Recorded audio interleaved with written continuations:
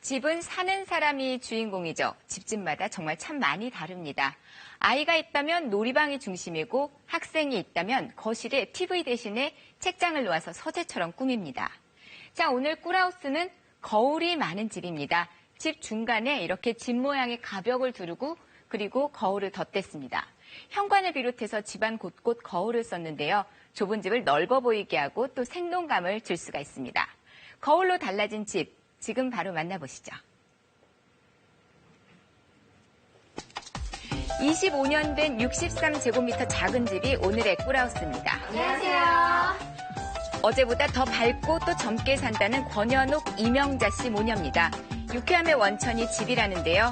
가벽은 독특하게 집 모양으로, 노란색과 남색 벽은 경쾌합니다. 조그마한 집이라도 밝고 또 분위기 있는 그런 집에서 살고 싶더라고요. 세 딸이 결혼한 후 좁은 집으로 이사했습니다. 집에 들어오면 적적했겠죠. 그래서 생기를 불어넣고 싶었습니다. 전문가는 바로 셋째 딸 권현욱 씨인데요. 어머니를 위해 집을 과감히 바꿨습니다. 공간에 거울을 쓰면 넓은 효과가 납니다. 그리고 다양한 색감을 통해서 경쾌하고 밝은 분위기가 나는데요. 이때 색의 조화가 아주 중요합니다. 현관은 가장 좁은 곳입니다. 답답했죠. 예전에는 현관문을 열면 집안이 훤히 보이는 구조였습니다. 신발 몇 켤레만 나와 있어도 복잡했는데요. 그랬던 현관이 180도 달라졌습니다. 한쪽 벽에 거울을 붙였을 뿐인데 현관이 2배로 넓어졌죠. 거울은 사물을 반사해 공간을 넓어 보이게 하는데 보통 거울이었다면 있는 그대로 보여 산만합니다. 그러나 갈색 거울이라 은은하고 좋죠. 외출할 때도 상당히 요긴하다고 하네요. 하고자 하는 면에 전체를 붙여야 합니다.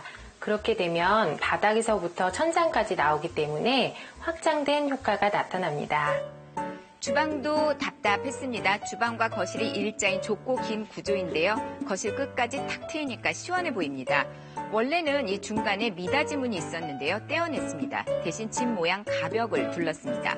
공간은 분리하면서 답답함은 없앴죠. 가벽에도 거울을 썼는데 집 모양 테두리를 따라 벽 안쪽에 덧대줬습니다.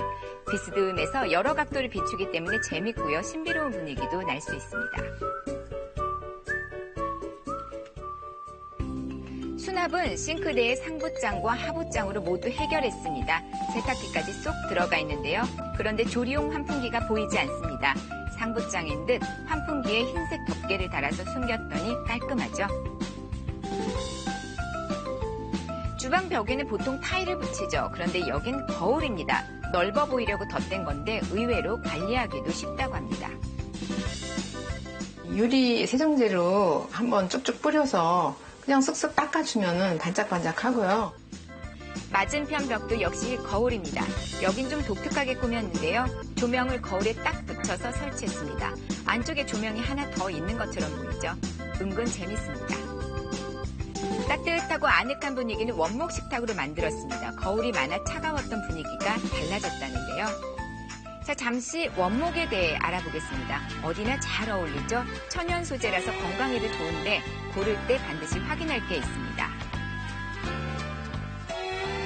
원목 가구는 천연 오일로 마감하는 것이 가장 좋습니다. 원목은 절단이 되어도 숨을 쉬고 있기 때문에 천연 가습기, 공기 정화에 매우 효과적이며 자연스러운 나뭇결을 느낄 수가 있습니다.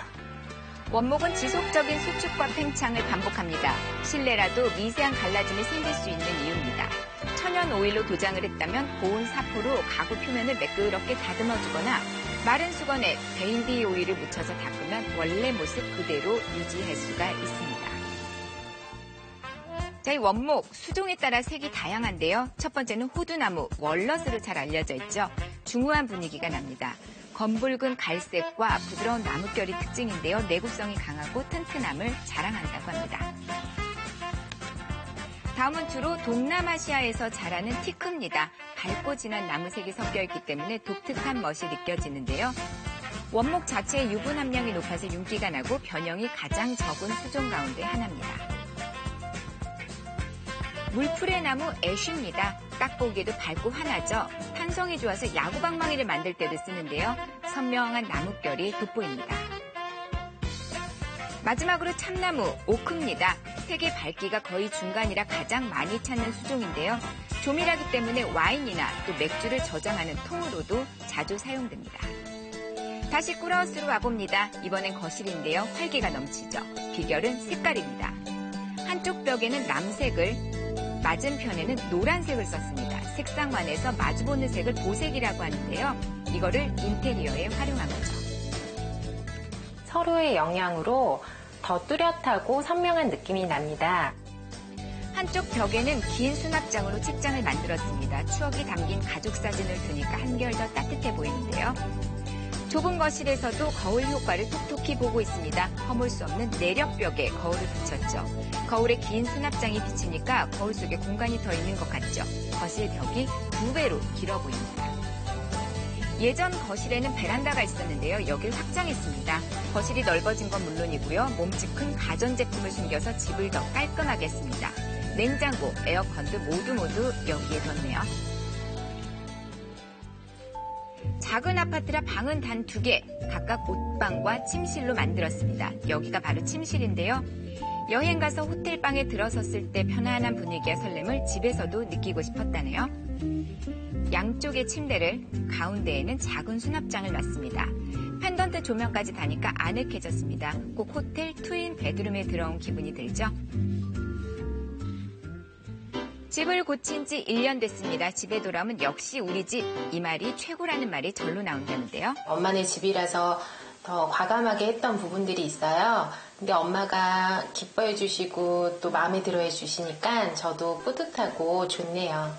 집이 그냥 화났고 분위기가 나를 맞이하는구나 하는 이런 생각이 들어요. 집에 있으면 기분이 더 좋아집니다. 거울을 이용해 밝고 경쾌하게 꾸미면 웃음 쏟아지는 꿀하우스가 될 것 같습니다.